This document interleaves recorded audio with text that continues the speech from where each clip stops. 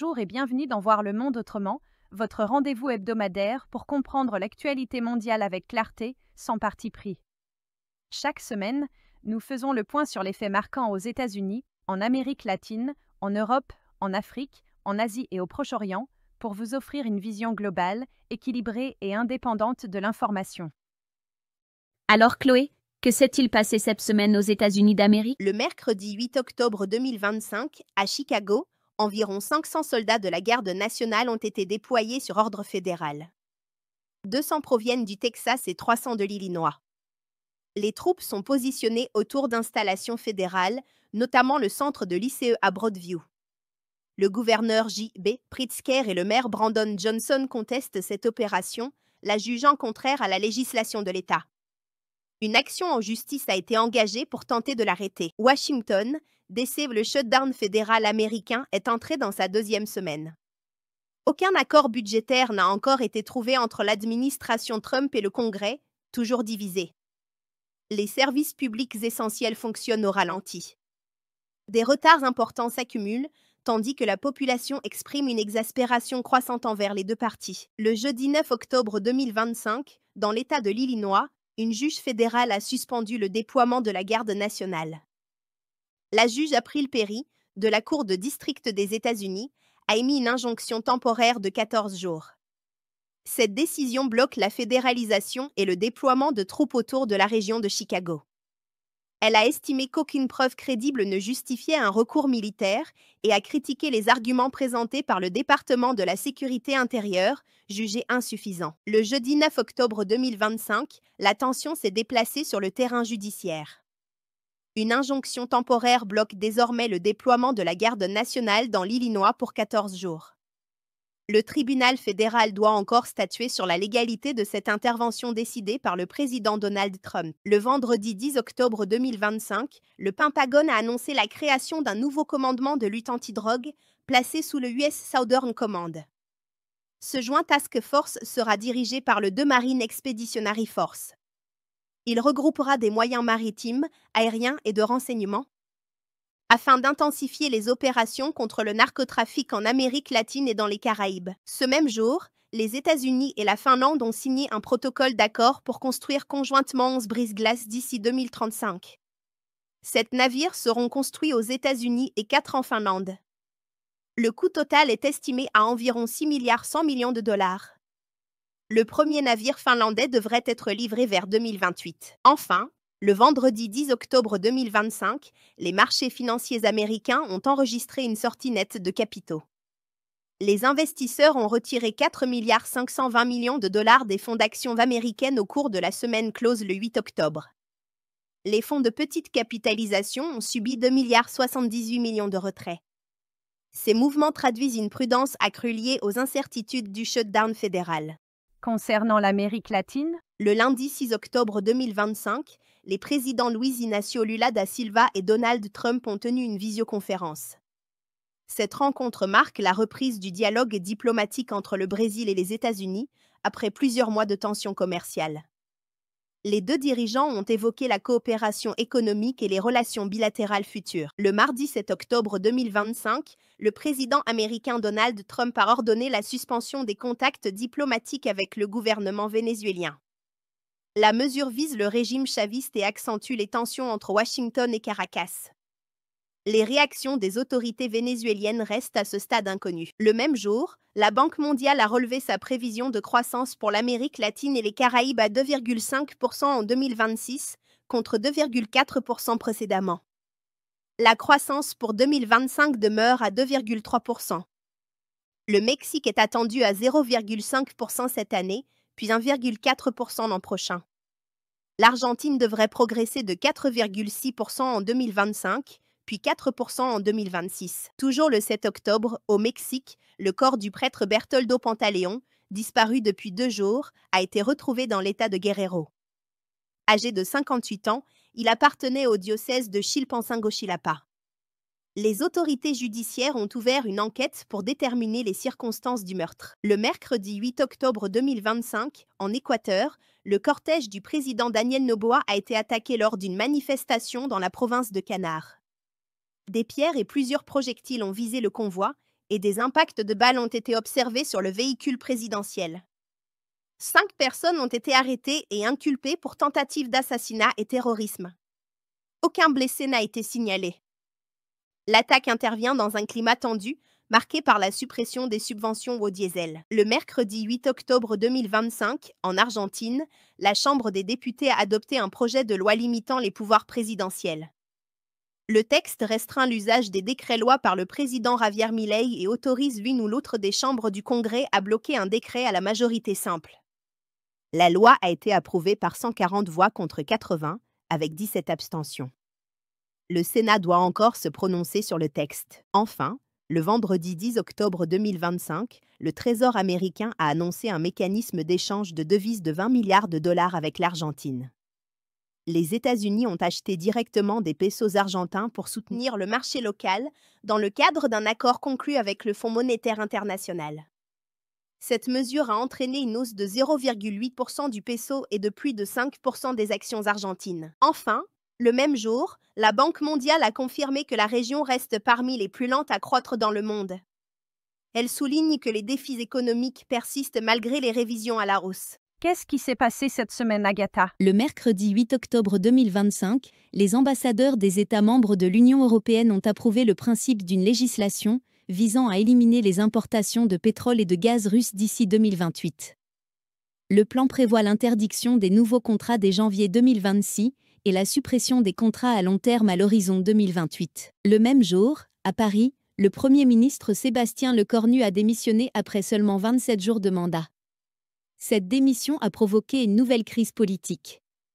Le président Emmanuel Macron doit nommer un 6e chef de gouvernement en moins de 2 ans. Les marchés français ont reculé de 1,4% durant la séance. Le jeudi 9 octobre 2025, la présidente de la Commission européenne, Ursula von der Leyen, a survécu à 2 motions de censure au Parlement européen.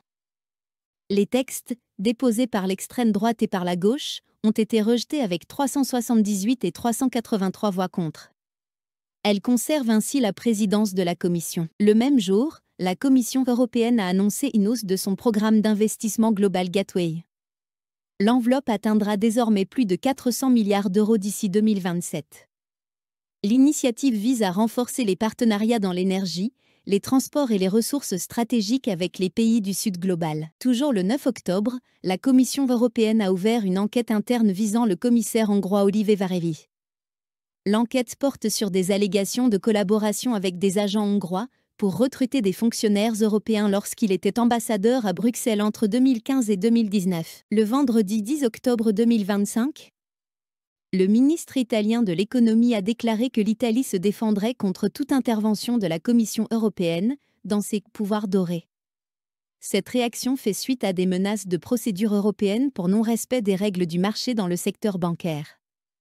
Les autorités italiennes affirment que ces pouvoirs sont essentiels pour protéger les secteurs stratégiques nationaux. Enfin, le même jour, la Commission européenne a affirmé que la réglementation actuelle sur les stablecoins est suffisante pour encadrer ces actifs numériques. Cette position intervient malgré les appels de la Banque centrale européenne à renforcer les garde-fous sur le marché des crypto-monnaies. Et en Afrique, Mia, quelle nouvelle marquante? Le mardi 7 octobre 2025, au Cameroun, le président Paul Biya a concentré sa campagne sur un unique meeting à Maroua, dans la région de l'extrême nord. Âgé de 92 ans et candidat à un 8e mandat, il a choisi son principal bastion électoral pour ce rare déplacement. La région du Nord compte plus de 2 700 000 électeurs, soit près d'un tiers du corps électoral national. Le mercredi 8 octobre 2025, au Nigeria, le gouvernement a inauguré le navire flottant FSO Cawthorn, destiné au stockage et au transbordement de pétrole. D'une capacité de 2 200 000 barils, il doit renforcer les exportations depuis le terminal de Boni. Le projet vise à réduire les pertes liées au vol et au sabotage de pipelines. Le même jour, au Kenya, les autorités ont repris les discussions avec le Fonds monétaire international pour un nouveau programme de financement. Le précédent accord de 3,6 milliards de dollars est arrivé à expiration. La Banque centrale a abaissé son taux directeur à 9,25% afin de stimuler l'activité économique. Toujours le 8 octobre, au Gabon, le parti présidentiel Union démocratique des bâtisseurs a remporté une large majorité aux élections locales. À Libreville, Il obtient 62 sièges contre 27 pour l'ancien parti au pouvoir. Selon les résultats provisoires, l'UDB domine également le premier tour des législatives avec 55 sièges sur 145. Le jeudi 9 octobre 2025, en Afrique du Sud, le Trésor national a reçu plus de 100 propositions pour une émission de dette de 500 millions de dollars. Ces offres émanent d'investisseurs internationaux intéressés par des obligations liées aux critères environnementaux, sociaux et de gouvernance. Les autorités sud-africaines estiment que l'objectif de financement sera atteint sans difficulté. Ce même jour, les églises catholiques du Cameroun et de Côte d'Ivoire ont appelé à davantage de transparence avant les élections présidentielles. Elles demandent le respect des droits civiques et la neutralité des autorités publiques. Les scrutins sont prévus le 12 octobre au Cameroun et le 25 octobre en Côte d'Ivoire. Enfin, le même 9 octobre, les responsables religieux ont souligné que la confiance des citoyens dépendra de la crédibilité du processus électoral. Ces appels interviennent dans un climat de tension politique à la veille de scrutins majeurs sur le continent. Et maintenant, tournons-nous vers l'Asie avec Méline. Le lundi 7 octobre 2025, en Indonésie, l'effondrement de l'école islamique Al-Qazini, à Sidoarjo, sur l'île de Java, a fait 67 morts. Les équipes de secours ont annoncé la fin des recherches, avec 104 survivants et 171 personnes évacuées. Une enquête a été ouverte sur les causes de la catastrophe et la conformité du bâtiment aux normes de sécurité. Le mercredi 8 octobre 2025, le président russe Vladimir Poutine est arrivé à Douchanbe, au Tadjikistan, pour le sommet régional Russie-Asie centrale. Il a rencontré le président Emomali Rahmon, ainsi que les dirigeants du Kazakhstan, du Kirghizstan, du Turkménistan et de l'Ouzbékistan. Les discussions ont porté sur la sécurité régionale, la coopération militaire et la situation des migrants travaillant en Russie. Ce même jour, le secrétaire général du Parti communiste vietnamien, Thu Lam, a annoncé une visite officielle en Corée du Nord, du 9 au 11 octobre, à l'invitation de Kim Jong-un. Ce déplacement, le premier en près de 20 ans pour un haut responsable vietnamien, coïncidera avec le 80e anniversaire du Parti des travailleurs nord-coréens. Le jeudi 9 octobre 2025, les marchés asiatiques ont enregistré une nette hausse, portée par les valeurs technologiques. L'indice chinois CSI 300 a progressé d'1,7%, soutenu par la reprise des échanges et l'intérêt renouvelé pour l'intelligence artificielle. Le même jour, à Tokyo, la nouvelle dirigeante du Parti libéral-démocrate, Sanae Takeshi, a présenté un plan de relance économique. Elle prévoit une réduction de la taxe sur les carburants et un budget supplémentaire pour soutenir la consommation et contrer la hausse des prix. Le même jour encore, la Chine a renforcé ses contrôles sur les exportations de technologies liées aux terres rares.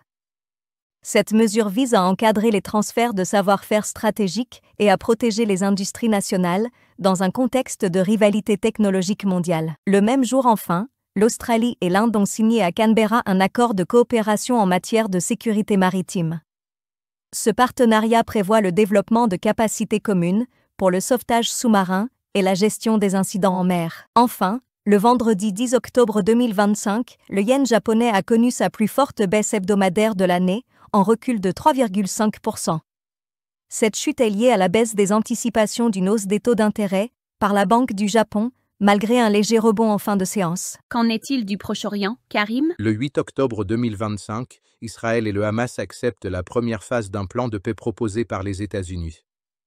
L'accord prévoit un cessez-le-feu, la libération de 20 otages israéliens contre environ 1950 prisonniers palestiniens et le retrait partiel des forces israéliennes de plusieurs zones de Gaza. Le même jour, l'ancien président américain Donald Trump annonce publiquement l'acceptation de ce plan par les deux parties. Le 9 octobre 2025, le cabinet israélien ratifie l'accord de cessez-le-feu et l'échange d'otages contre prisonniers. Le même jour, Israël confirme avoir signé la première phase de l'accord avec le Hamas. Le 10 octobre 2025, le cessez-le-feu entre en vigueur à midi, heure locale.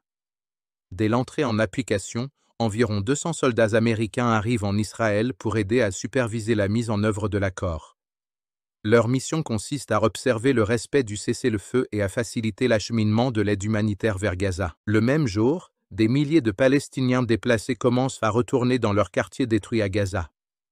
Les organisations humanitaires appellent alors à une augmentation immédiate des livraisons de vivres, de médicaments et de matériel de reconstruction. Le même jour, Israël exclut explicitement Marwan Barghouti, leader palestinien emprisonné, de la liste des prisonniers à libérer dans le cadre de l'accord.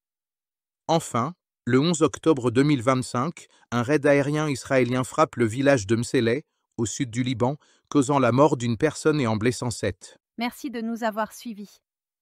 Retrouvez-nous chaque semaine pour un nouveau point sur l'actualité mondiale. À très bientôt.